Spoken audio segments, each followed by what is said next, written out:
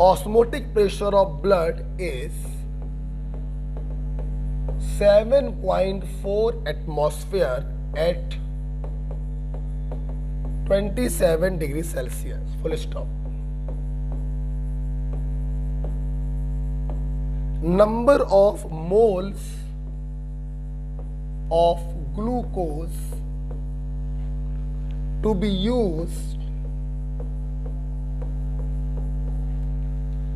per liter for intravenous injection.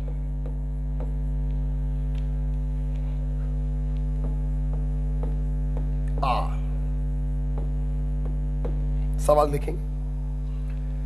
Question है बेटा, हमें ग्लूकोज के एक सॉल्यूशन को ड्रिप लगा के चढ़ाना है, ऐसे ब्लड में चढ़ाना है जिसका ऑस्मोटिक प्रेशर 7.4 है।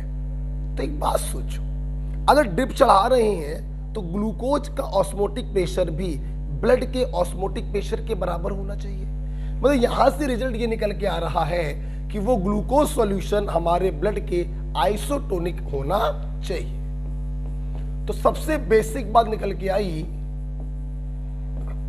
कि glucose solution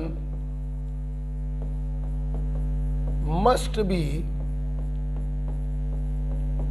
isotonic to our blood. तो इसका मतलब यह हुआ कि जो ऑस्मोटिक प्रेशर ब्लड का होगा वही ऑस्मोटिक प्रेशर आप ग्लूकोज के सॉल्यूशन का मान लीजिए। Number of moles of glucose निकालना है, पर लीटर वॉल्यूम हो गया 1 लीटर, टेम्परेचर दिया है 27 डिग्री सेल्सियस 300 केल्विन। आइए सॉल्व कर देते हैं। पीबी बराबर एनआरटी लगाना है। पी एटमॉस्फेयर में दिया, खुशकिस्मती है आपकी। वॉल्यूम भी लीटर में दिया, ये भी बड़ी अच्छी बात है। एन आपको निकालना है। आर की वैल्यू 0.0821 रखेंगे क्योंकि प्रेशर है एटमॉस्फेयर में, वॉल्यूम है लीटर में, और टी की जगह रखेंगे 300। सॉल्व कर लेते हैं बेटा। तो 7.4 डिवाइडेड बाई 300, 0.3 बच्चे आंसर आएगा। तो ग्लूकोज के कितने मोल्स आ गए? 0.3 मोल्स आ गए। This is your answer. Okay, चले दीजिए, ठीक है। तो ये भी तो देखिए, आइसोटोनिक सॉल्यूशन आप लोगों ने पढ़ा, जिनका ऑस्मोटिक प्रेशर बराबर हो, जिनकी कंसंट्रेशन बराबर हो, जिनके बीच में कोई ऑस्मोसिस ना हो। 0.9% saline solution is isotonic to our RBC. ठीक है, चलिए। जब इतना बेटा हो जाता है तो यहां पर 1-2 पॉइंट और हैं, जरा वो देख लीजिएगा, लिखेंगे। Osmotic pressure is the best colligative property to calculate molecular weight of macromolecule। Macromolecule बोलो या पॉलीमर बोलो, ठीक है। चारों कॉलिगेटिव प्रॉपर्टी में पॉलीमर की मॉलिक्यूलर वेट निकालने के लिए सबसे अच्छी कॉलिगेटिव प्रॉपर्टी होती है बेटा osmotic pressure. Next point, experimental method.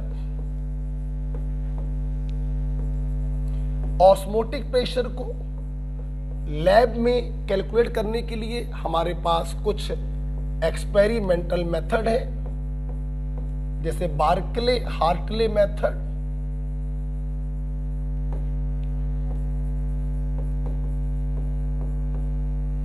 जैसे पिफर मेथड,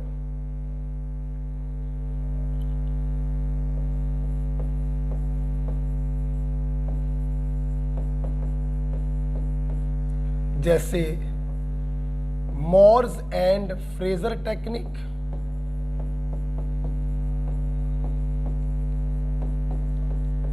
एक और भी होता है town ends negative pressure technique. लिखना चाहो लिख लीजिएगा।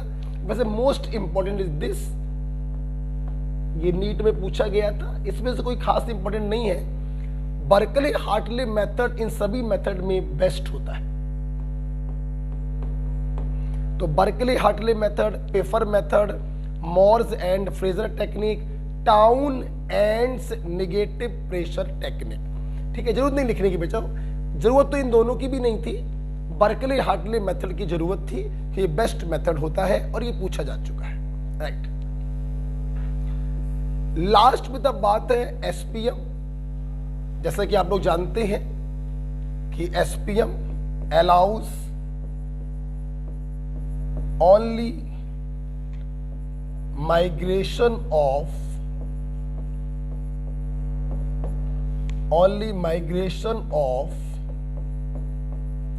Solvent particle.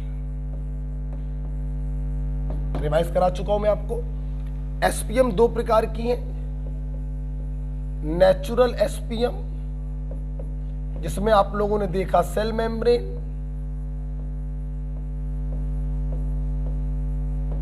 जिसमें हम लोग देखते हैं यूरिनरी ब्लैडर,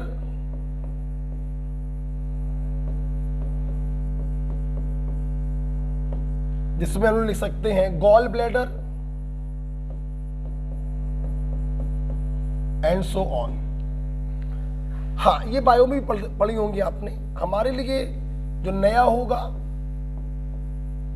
वो आर्टिफिशियल एसपीएम होगा, and the best artificial SPM is क्यूप्रोफेरोसाइनाइड।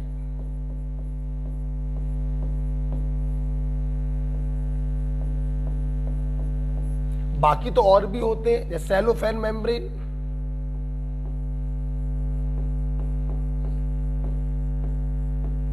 जैसे सिलिकेट्स ऑफ आयरन,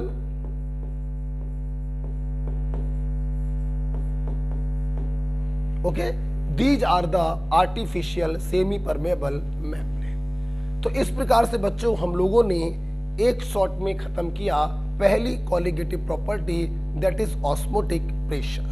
ओके, अब हम लोग पढ़ने जा रहे हैं दूसरी कॉलिगेटिव प्रॉपर्टी। दूसरी कॉलिगेटिव प्रॉपर्टी कौन सी है?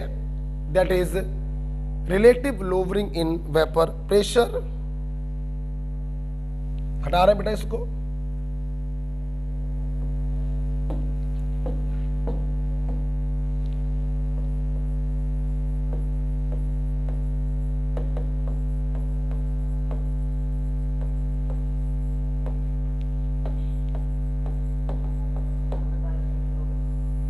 अच्छा, इसको बेटा हम कल देख लेंगे, ठीक है।